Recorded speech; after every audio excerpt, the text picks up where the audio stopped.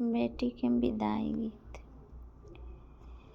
पापा जे रतन बेटी जारे रे बेचारे, पापा जे रतन बेटी जारे रे बेचारा, मम्मी रोवले छतिया पारे जिया जी, मम्मी रोवले छतिया पारे जी।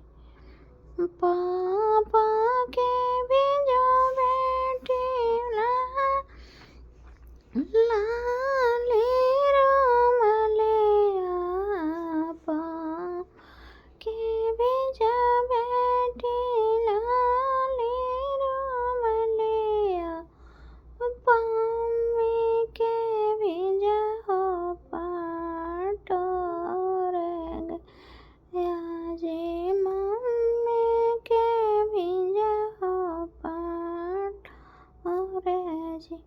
भैया जे रोवले देहरी ठाले, भैया जे रोवले डोलिया पकड़ले, भाभी रोवले छतिया पारे जिया जी, भाभी रोवले छतिया पारे। भैया के भी जाओ लाली रोमलिया, भैया के भी लाली रोमलिया, भाभी के भी रोमले जिया जी, भाभी के रोमले। चाचा जे रोमले देहरी बैठाले, चाचा जे रोमले देहरी बैठाले, चाची रोवले छतिया पारे जिया जी, चाची रोवले छतिया पारे जी। चाचा के भी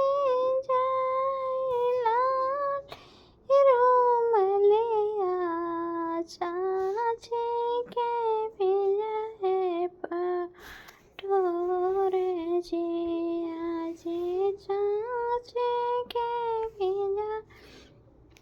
पाटोर जी। आजो के गरबा में सोना करी दिहले, ससुराया गन के जोर जिया जी, ससुराया गन के जोर।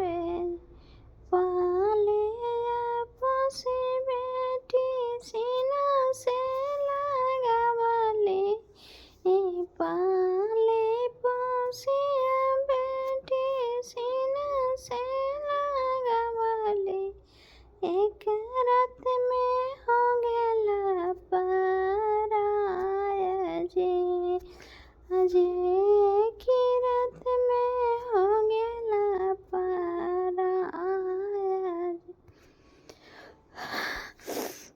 बेटी के विदाई गीत में छाती फट रहा है। मेरे चैनल को लाइक करिए भाई, सब्सक्राइब करिए, कमेंट करके बताइए। मेरे छोटे मोटे कोशिश कर रहे हैं।